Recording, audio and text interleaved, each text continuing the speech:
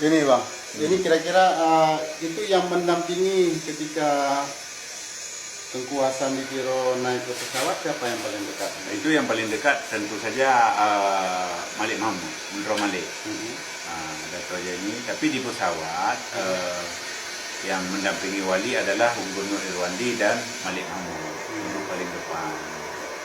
Itu udah pasti. Bang Syarif kemudian di belakang. Dato' ini Mualim itu di belakang semua. Jadi ada dua pesawat. Yang pesawat dengan kode pengenal merah itu naik satu pesawat dengan Wali, yang satu lagi yang biru itu naik pesawat satu lagi. Jadi ada dua pesawat, kira-kira 72 orang lah satu pesawat. Ini pesawat charter, Firefly pada saat itu baru saja beroperasi dan baru sekali. Itu siapa yang bayar? Itu dibayar urun rembuk pengusaha-pengusaha Aceh di Malaysia. Ada juga sumbangan dari gubernur, adalah sumbangan dari sana sini, tapi yang jelas itu sumbangan orang-orang Aceh.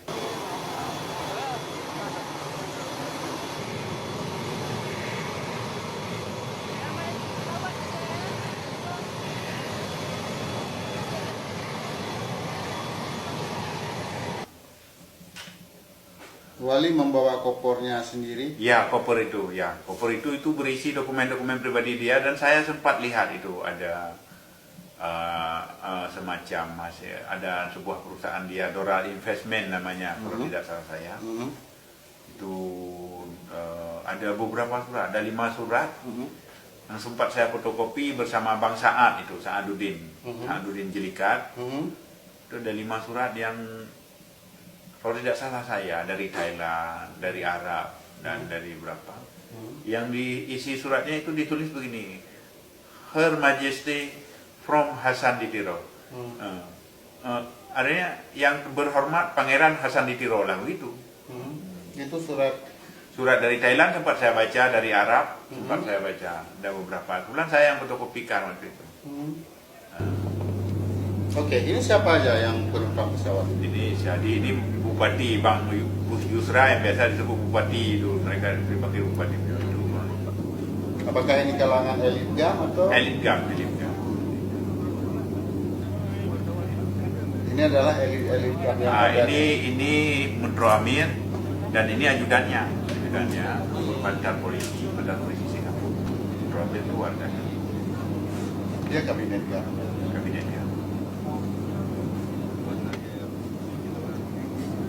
Ini saya lupa. Kalau yang wanita-wanita itu ada yang istri petinggi, ada yang memang tokoh di Malaysia juga, tokoh di sini.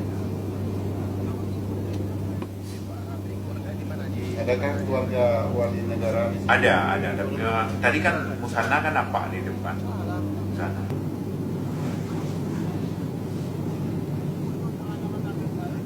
Ini ngapain waktu itu wali? Ini kan beliau jalan ke depan, kan?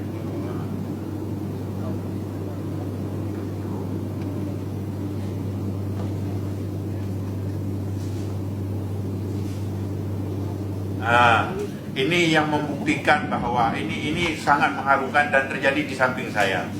Bahwa kalau dikatakan wali sudah pikun, padahal Menteri Amir duduk sendiri dan menunduk. Itu wali kembali dari kamar mandi, itu saya yang foto dari belakang. Kembali dari kamar mandi, tiba-tiba melihat Menteri Amir, langsung dia memeluk Menteri Amir dan dia mengucapkan begini, "Kedanyo katawo." Dan kami semua terharu pada saat itu. Itu hanya untuk membuktikan bahwa wali itu tidak pikun dan dia tahu semua. Itu lama beliau berpelukan malah. Padahal Menteri Amir tertunduk. Wali udah lewat, baru balik lagi. Pas kejadiannya di samping saya, karena saya duduk bersebelahan dengan Menteri Amir itu, berseberangan dengan Menteri Amir. Jadi itu bukti bahwa wali kenal semua. Menteri Amir ini disebut-sebut sebagai penyandang dana untuk perjuangan kebesaran. Jadi keluarga Malik Mahmud Al-Haidar, salah satu pengusaha Aceh yang kaya lah di Singapura. Jadi semua orang-orang GAM dulu kalau ke Malaysia, ke Singapura itu ya di rumah dia dan segala macam. Dan orangnya umurnya sudah lebih tua dari Wali, tapi sangat runut, masih menceritakan berbagai hal. Saya punya beberapa kesan tentang beliau yang beliau ceritakan perbedaan antara Lamteh, ikrar Lamteh itu dengan MOU Helsinki itu. Itu beliau ceritakan menurut saya di suatu sore di lobi. Sempat saya tulis di Aceh di lobi Hotel Concord itu. Bagaimana suasana dalam pesawat itu? Apakah tegang, terharu atau gimana? Tidak. Cuma ya kita kebanyakan karena capek dari tadi malam ya sebagian besar tidur. Makanya pada saat kejadian Wali Memeluk itu ramai yang tidak sempat melihat Wali Memeluk dan yang melihat itu semua menangis. Termasuk saya. Sayangnya dokumen-dokumen saya kan hilang di laptop semua foto-foto itu. Oke, berapa orang wartawan dari Aceh yang diberangkatkan waktu itu? Kira-kira 10 orang, saya nggak terlalu ingat sekali itu. Tapi kan tidak semua wartawan boleh mengakses kapan saja Wali, tidak. Mereka hanya diberi sesi 1 kali atau 2 kali. Pertama sesi mereka datang, dan kemudian bersesi pernah pada saat Gubernur Irwandi datang. Selanjutnya pada saat utusan UMNO datang itu. Dan baiknya enggak. Tapi kalau kami kan memang turun di sana karena untuk membantu publikasi itu.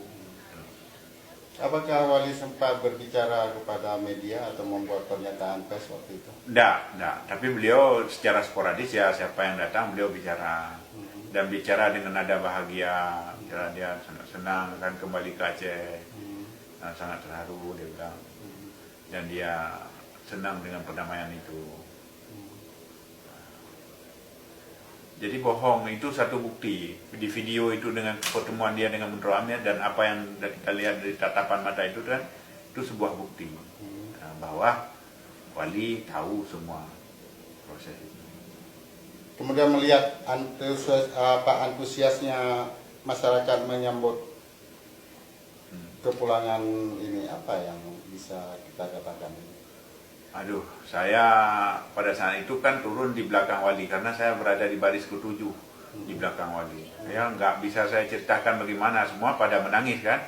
Kita semua menangis melihat bagaimana antusiasme masyarakat. Kemudian Wali yang begitu turun langsung mencium tanah, bersujud di tanah gitu. Dan banyak hal-hal yang mengharukan sekali sehingga kita tidak lagi kita tidak lagi fokus dengan apa tugas-tugas itu, nggak, hampir tidak fokus lagi, asik kita semua terharu, masyarakat yang begitu ramai, yang berdesak-desakan, yang hampir apa gitu.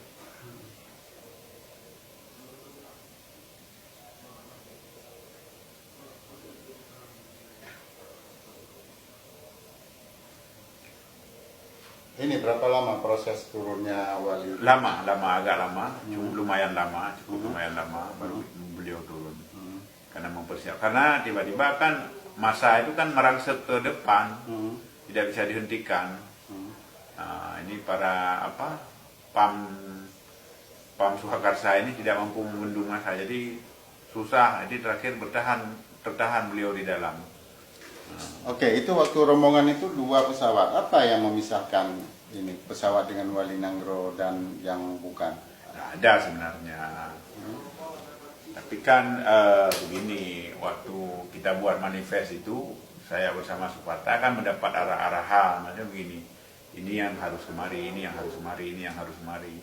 Cuman ada beberapa keistimewaan yang saya minta, misalnya wartawan, bahwa misalnya seperti wartawan TV itu kan mereka harus di pesawat ini. Jadi kadang-kadang ya kita geser yang kita anggap misalnya menurut mereka, oh ini bisa digeser ke pesawat kedua. Sempat juga sih ada sedikit kekecewaan mereka yang tidak satu pesawat dengan Wali dan lain sebagainya. Tapi itu kan hal yang wajar kan. Seandainya Wali itu masih hidup dan mengetahui kondisi Aceh sekarang ini, kira-kira Sangat marah beliau. Saya yakin sangat marah beliau. Jadi begini yang harus kita lihat. Apa yang dapat kita lihat dari seorang Hasan Diro? Dia datang dengan pendidikan yang sangat mapan, dengan kehidupan yang mapan, keluarga yang mapan, dan punya satu anak, satu istri. Dan kehidupan yang mapan itu dia tinggalkan semua. Sampai akhir hayatnya tidak menikah lagi, apalagi punya anak. Hidup sederhana, tidak lagi dia manfaatkan semua yang dia punya dengan gelar dan dia punya, hanya kecuali untuk memperjuangkan Aceh Merdeka itu. Jadi spirit yang perlu kita lihat dari seorang wali itu adalah bahwa konsistensi dia untuk berjuang dengan ide-ide dia, apa yang dia perjuangkan itu dengan konsisten dan dengan segala resiko. Dia siap hidup susah. Tapi kegagalan dia juga bahwa dia gagal mendidik anak-anak ideologinya untuk menjadi setengah daripada dia. Jadi terjadi disparitas yang jauh. Jadi turbulensinya itu terlalu jauh antara wali dengan orang-orang yang di bawahnya yang hari ini menjadi penyelenggara pemerintah di Aceh. Itu jauh sekali. Kita tidak sangka bahwa beliau-beliau ini termasuk ada juga yang intelektual ya kan, seperti misalnya Dr. Jaini kan intelektual, beliau sekolah tinggi kan, tapi ternyata sama saja. Setelah duduk di sana KKN merajalela dan segala macam, dan intinya semua yang pernah mereka sampaikan kepada rakyat itu kan pupus. Dan kalau wali, andaikan wali masih hidup dan tahu ini, tentu beliau sangat marah. Kalau untuk ideologinya sendiri kira-kira apakah akan berapa tahun lagi, berapa puluh tahun atau berapa ratus tahun lagi akan bertahan ideologi? Saya pikir begini, etno-nasionalisme Aceh itu kan begini. Kalau saya pribadi merasa bahwa kemunculan Asantiro itu juga memperkenal identitas kita, bahwa kita orang Aceh. Kita orang Aceh itu sadar bahwa pernah punya sejarah gemilang dan lain sebagainya. Ini kan yang menyebabkan kita terus bertikai, terus merasa bahwa kita bagian lain daripada Republik Indonesia dan lain sebagainya, sehingga ada berbagai macam itu. Tapi saya kira dengan zaman digital seperti ini, mungkin hal-hal seperti ini dengan mudah akan melebur dan orang-orang akan ingin tidak hanya pada etno-nasionalisme. Saya pikir globalisasi itu akan menyebabkan, mungkin pada tataran kelas menengah ke bawah itu ada, tapi perkembangan terpelajaran anak-anak sekarang saya lihat sudah mulai, mereka malah tidak tahu. Malah mereka, anak-anak sekarang itu kalau kita tanya siapa Asantiro dan siapa Teuku Siditiro pun tidak tahu dia. Banyak yang tidak tahu. Dan ini kegagalan pemerintah Aceh untuk merawat, ya kan, merawat sejarah kegemilangan Aceh, apapun sejarah yang membawa Aceh pada hari ini. Gitu. Sisi buruknya yaitu tadi, apa yang telah mereka sampaikan untuk mendapat simpati rakyat itu ternyata tidak mereka lakukan. Sebahagian besar tidak mereka lakukan. Jadi rakyat jadi tunggangan. Terakhir kita lihatlah misalnya dengan sejak 2014 menurunnya perolehan suara dari Partai Aceh. Itu kan teguran dari rakyat bahwa mereka dulu mengagungkan, mendukung sepenuhnya, mengorbankan salah satu dengan sebuah mimpi bahwa di tangan mereka Aceh akan lebih baik. Tapi ternyata di tangan mereka juga lebih kurang sama. Malah yang dilihat pertikaian, permusuhan dan segala macam. Dan tidak lagi menganut kepada nilai-nilai ideal. Misalnya untuk menjadi pemimpin itu harus orang yang misalnya punya kapasitas, baik secara pendidikan dunia maupun pendidikan agama. Itu tidak lagi dipakai. Jadi politik berbasis primordialisme dikedepankan. Karena dia pernah berjasa, itu tak penting ijazahnya apa, tak penting pendidikannya apa, tak penting kapasitasnya apa. Bagaimana mungkin orang akan mengurus orang ramai kalau kapasitas pribadinya aja tidak ada? Jadi itu artinya GAM harus berubah menjadi orang manusia yang modern. Partai PA itu yang mewakili GAM hari ini harus menjadi partai yang modern, partai yang mengedepankan intelektualitas, partai yang mengedepankan kemampuan-kemampuan yang berbasis ilmu. Tidak lagi berbasis primordial.